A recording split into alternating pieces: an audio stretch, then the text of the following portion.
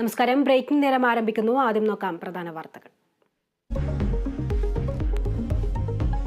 ജാവദേക്കറുമായുള്ള കൂടിക്കാഴ്ചയിൽ ജയരാജനെതിരെ നടപടിയുണ്ടായേക്കും. നാളത്തെ സംസ്ഥാന സെക്രട്ടേറിയറ്റ് വിഷയം ചർച്ച ചെയ്യും.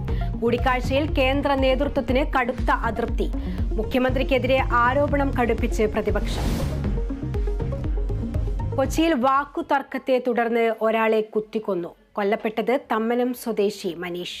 കോഴിക്കോട് നഗരത്തിൽ ഓട്ടോ ഡ്രൈവറെ വെട്ടിക്കൊന്നു. മരിച്ചത് ഗാന്ധിനഗർ സ്വദേശി ശ്രീകാന്ത്. 3 ജില്ലകളിൽ ഉഷ്ണതരംഗ മുന്നറിയിപ്പ്. കൊല്ലം, തൃശൂർ, പാലക്കാട് ജില്ലകളിൽ ജാഗ്രത. മെയ് 1 വരെ 12 ജില്ലകളിൽ യെല്ലോ അലർട്ട്.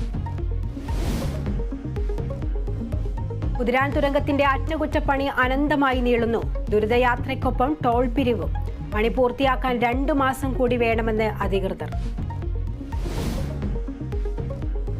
IPL-ൽ ഇന്ന് 2 മത്സരങ്ങൾ. ആദ്യ മത്സരത്തിൽ ഗുജറാത്തിന്റെ എതിരാളികൾ ബംഗളൂരു. ചെന്നൈ ഹൈദരാബാദ് പോരാട്ടം രാത്രി 7:30.